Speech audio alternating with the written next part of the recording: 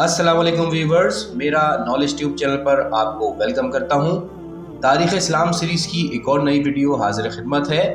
हज़रत ईसा अलैहिस्सलाम के हालात ज़िंदगी पेश किए जा रहे हैं और आज की वीडियो में भी हम कुछ मज़ीद वाक़यात आपसे शेयर करेंगे।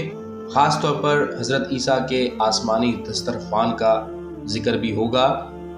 लेकिन उससे पहले आपसे गुजारिश है कि अगर आप पहली दफ़ा आए हैं चैनल पे तो सब्सक्राइब करके हमारे मेंबर बन जाएं ताकि आपको मज़ीद आने वाली वीडियोस भी मिलती रहें। तो दोस्तों, एक दफ़ा का जिक्र है कि हज़रत ईसा अलैहिस्सलाम एक पहाड़ी पर तशरीफ़ फरमा थे।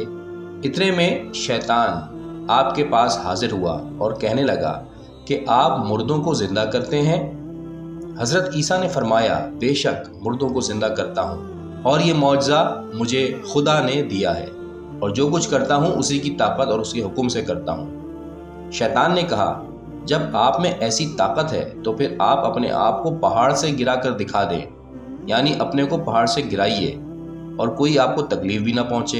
हज़रत ईसा ने फरमाया कि जा अपनी राह ले, खुदा ने मुझे इस अमर का कोई हुक्म नहीं दिया और मैं खुदा का ताबे फरमान हूँ। इसी तरह इमाम सालबी लिखते हैं कि हज़रत ईसा अलैहिस्सलाम जब 30 साल के हुए तो आपको हुक्म हुआ कि अब अपने काम को तेज़ करो और मेरी मखलूक़ात की खिदमत में पूरा इन्हिमाक करो। ये सुनकर हज़रत ईसा अलैहिस्सलाम ने अपने काम की रफ्तार तेज़ कर दी और लोगों की खिदमत में हद से ज़्यादा मशगूल हो गए। कभी ऐसा भी होने लगा कि एक दिन में 50,000 अफराद जमा हो जाते थे और अपना इलाज कराते थे।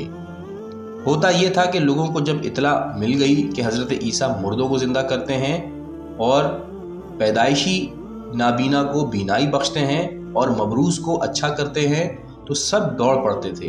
हर किस्म के मरीज़ जमा हो जाते थे। हज़रत ईसा का उसूल ये था कि जो अपने पैरों से चलकर पहुंच जाते थे वो तो खुद आते थे, जो नहीं आ सकते थे हज़रत ईसा उनके पास जा पहुंचते थे और फ़ी सबीलिल्लाह उनका इलाज करते थे। और इस ज़माने में जो शयातीन थे उन्हें दफ़ा करने और उनका कला कमा करने की भी कोशिश करते थे। इबलीस ने जब देखा कि हज़रत ईसा मेरी नस्ल के पीछे पड़े हुए हैं तो उसने इनकी खुशामद शुरू कर दी और चाहा कि किसी तरह इनको राज़ी कर ले। बरवायत इब्न अब्बास, जब हज़रत ईसा अलैहिस्सलाम की उम्र 30 साल की पूरी हो गई तो एक दिन वो बैतुल मुक़द्दस की अक़बी घाटी में खड़े थे, जिसे अक़बा रफ़ीक़ भी कहते हैं। नागाह इब्लीस मलून आपकी खिदमत में हाजिर हुआ और कहने लगा, ए ईसा, आपकी खुदाई तो बहुत बुलंद है कि आपने गहवारे में कलाम किया और आप मिट्टी का परिंदा बनाकर इसमें फूंक मारते हैं, उसमें रूह डालते हैं और वो उड़ने लगता है। आप तो बीमारों को शिफा देते हैं और चाहे वो बीमार किसी भी किस्म के हों सब अच्छे हो जाते हैं। आप मुर्दों को ज़िंदा करते हैं, आप पानी पर चलते हैं, आपके कदम तर नहीं होते और सारी कायनात आपके ज़ेरे कदम है, आप रोज़ी भी तकसीम करते हैं। ये सुनकर हज़रत ईसा समझ गए और उन्होंने फरमाया कि ए मलून, तूने जो खुदाई की निस्बत मेरी तरफ दी है ये तेरी बकवास है। मैंने जो गहवारे में कलाम किया हुक्म खुदा से किया। अगर वह मुझे गूंगा कर देता तो मैं बोल भी ना सकता था। मैं मिट्टी से परिंदा बनाकर हवा में उड़ाता हूँ तो ये भी उसी के हुक्म से करता हूँ। अगर वो ना चाहे और उसका हुक्म ना हो तो मैं कुछ भी नहीं कर सकता। मैं बीमारों को शिफा देता हूँ तो उसी के हुक्म से देता हूँ, मुर्दों को ज़िंदा करता हूँ तो वो भी उसी के हुक्म से करता हूँ, पानी पर चलता हूँ तो वो भी उसी के हुक्म से चलता हूँ। ए मलून, अगर मेरा मालिक ना चाहे तो मैं कुछ भी नहीं कर सकता। ए मलून, तू अपनी हरकतों से बाज आ जा और खुदाए वादहू ला शरीक की अज़मत पर निगाह रख। ये सब सुनकर शैतान मायूस हुआ और चला गया। अब बात करते हैं हज़रत ईसा के आसमानी दस्तरख़्वान की, जिसे नज़ूल माइदा का वाक़या भी कहा जाता है। हज़रत ईसा अलैहिस्सलाम की उम्मत पर नज़ूल माइदा का ज़िक्र कुरान मजीद में भी काफ़ी वज़ाहत के साथ मौजूद है। हज़रात आले मोहम्मद के इरशाद के मुताबिक हवारियों ने हज़रत ईसा अलैहिस्सलाम से ये कहा था कि अगर आप इसकी ताकत और इस्तात रखते हैं कि हमारे लिए आसमान से माइदा यानी दस्तरख़्वान मंगवा दें तो मंगवा दें। हज़रत सलमान फ़ारसी से भी मनक़ूल है कि जब हवारियों ने हज़रत ईसा से सवाल किया कि माइदा इन पर नाजिल हो, उस वक्त हज़रत ईसा ऊन का लिबास पहने हुए थे। ये सुनकर हज़रत ईसा खूब रोए और खुदा की बारगाह में दुआ की तो अचानक एक सुर्ख रंग का दस्तरख़्वान हवा से उतरता हुआ दिखाई दिया تھوڑی دیر میں ان کے پاس آ گیا۔ حضرت عیسیٰ اٹھے اور وضو کر کے طویل نماز پڑھی، پھر خوان پوش کو ہٹایا اور فرمایا بسم اللہ خیر الرازقین۔ لوگوں نے دیکھا کہ بھنی ہوئی مچھلی اس میں تھی جس میں چھلکے نہ تھے، وہ روغن سے تر تھی اور اس کے سر کے پاس نمک رکھا ہوا تھا اور اس کی دم کے قریب سرکہ تھا اور اس کے گرد ہر قسم کی ترکاریاں تھیں اور لہسن اور 5 روٹیاں تھیں۔ ایک پر زیتون کا تیل تھا، دوسری پر شہد، تیسری پر گھی، چوتھی پر پنیر اور 5ویں پر کباب رکھا ہوا تھا۔ اسے دیکھ کر جناب شمعون نے پوچھا یا روح اللہ، یہ طعام دنیا سے ہے یا طعام آخرت ہے؟ حضرت نے فرمایا کہ ان میں سے کوئی نہیں ہے، بلکہ خدا نے ابھی اپنی قدرت سے اسے خلق فرمایا ہے، کھاؤ جو خدا سے مانگا ہے۔ حواریوں نے عرض کی یا روح اللہ، ہم چاہتے ہیں کہ کوئی اور معجزہ بھی دکھائیے۔ حضرت نے فرمایا اے مچھلی، بحکم خدا زندہ ہو جا۔ مچھلی فوراً حرکت میں آئی اور کانٹے اور فلس یعنی چھلکے اس میں پھر پیدا ہو گئے۔ یہ دیکھ کر ان لوگوں پر دہشت طاری ہو گئی۔ حضرت عیسیٰ علیہ السلام نے فرمایا کہ کیوں ایسا سوال کرتے ہو کہ اگر وہ پورا کر دیا جائے تو تم کو پسند نہ ہو اور تم پریشان ہو جاؤ۔ میں تمہارے بارے میں بہت خوفزدہ ہوں کہ کہیں خدا کے عذاب میں مبتلا نہ ہو جاؤ۔ پھر حضرت نے فرمایا کہ اے مچھلی، بحکم خدا اپنی پہلی حالت پر ہو جا۔ چنانچہ وہ پھر بھنی ہوئی ہو گئی جیسا کہ پہلی تھی۔ لوگوں نے عرض کی یا نبی اللہ، پہلے اس مچھلی سے آپ کھائیے، پھر ہم لوگ کھائیں گے۔ حضرت عیسیٰ علیہ السلام نے فرمایا میں اسے کھانے سے خدا کی پناہ مانگتا ہوں، تم نے اس کا سوال کیا تھا، تم ہی کھاؤ۔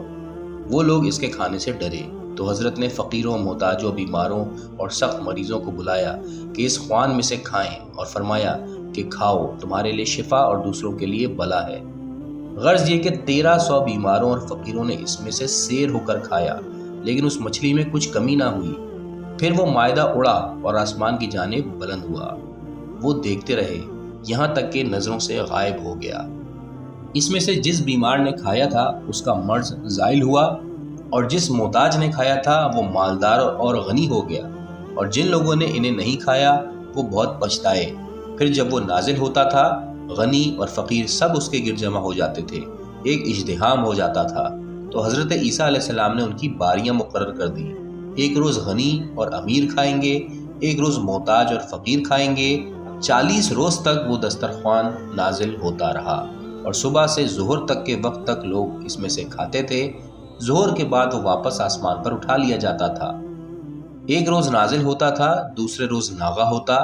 پھر خدا نے جناب عیسیٰ پر وحی کی کہ میرا نازل کردہ مائدہ فقیروں اور غریبوں اور محتاجوں کے لیے مخصوص کر دو، اور مالداروں کو اس سے روک دو، کیونکہ یہ اور سرکش ہوتے جاتے ہیں۔ چنانچہ حضرت عیسیٰ علیہ السلام نے امیروں کے لیے بندش کر دی اور اسے صرف فقیروں اور غریبوں کے لیے مخصوص کر دیا۔ اس بندش سے عمرہ بھڑک اٹھے اور بغاوت پر آمادہ ہو گئے، اور نزول مائدہ میں طرح طرح کے ایوب نکالنے لگے، اور لوگوں میں شک اور وسوسے بھی پیدا کرنے لگے۔ تو خدا نے وہی فرمائی کہ میں نے جھٹلانے والوں کے بارے میں شرط کی تھی کہ نزول مائدہ کے بعد جو کافر یعنی منکر ہو جائے گا، اس پر ایسا عذاب کروں گا کہ عالمین میں سے کسی پر نہ کیا ہوگا۔ حضرت عیسیٰ علیہ السلام نے عرض کی خدا بندہ، اگر ان پر تو عذاب کرے گا تو وہ تیرے بندے ہیں، اور اگر ان کو بخش دے گا تو تو عظیم و حکیم و کریم و رحیم ہے۔ پھر ہوا یوں کہ ان میں سے 313 اشخاص کو مسخ فرما دیا جو رات کو اپنے اہل و عیال کے ساتھ سوئے ہوئے تھے۔ جب صبح ہوئی تو وہ سور بن چکے تھے اور راستوں اور کھنڈروں میں گشت کرتے پھرتے تھے۔ وہ 3 روز تک زندہ رہے، پھر ہلاک ہو گئے۔ تفسیر امام حسن عسکری علیہ السلام میں ہے کہ حضرت رسول کریم صلی اللہ علیہ وآلہ وسلم نے ارشاد فرمایا ہے کہ جب قوم عیسیٰ نے خدا سے مائدہ کی خواہش کی اور پھر اس کی ناقدری کی تو خدا نے ان کو 400 قسم کے حیوانوں کی صورت میں مسخ کر دیا، جیسے سور، بندر، ریچھ، بلی اور بعض دریائی اور صحرائی حیوانات۔ ایک روایت میں ہے کہ مائدہ کے گرد غربا جمع ہو جاتے تھے اور سیر ہو کر کھاتے تھے۔ اسے روسا اور عمرہ نے برداشت نہ کیا اور کہنے لگے کہ پست طبقے کے لوگوں کو مائدہ نہ کھانے دیں گے۔ یہ بات خدا کو بری لگی اور اس نے مائدہ بھیجنا بند کر دیا اور ان لوگوں کو جانوروں کی شکل میں مسخ کر دیا۔ علی بن ابراہیم قمی اور شیخ تبریسی کا بیان ہے کہ حضرت عیسیٰ علیہ السلام ایک دن یہودیوں کے ایک گروہ کی طرف سے گزرے تو انہوں نے کہا کہ یہ ساحر ہے، یعنی جادوگر ہے، ساحرہ کا بیٹا ہے اور نعوذ باللہ زنا زادہ ہے۔ حضرت عیسیٰ علیہ السلام نے بارگاہ خداوندی میں ان کے ان بیہودہ اقوال کی شکایت کی تو خدا نے انہیں سور اور بندر وغیرہ کی شکل میں مسخ کر دیا۔ ویورز، یہاں پر آج کی ویڈیو کا اختتام کرتے ہیں۔ اگلی ویڈیو میں حضرت عیسیٰ سے متعلق مزید حالات و واقعات آپ کے سامنے بیان کیے جائیں گے۔ آج تک کے لیے اتنا ہی۔ ویڈیو دیکھنے کا شکریہ۔ اللہ حافظ۔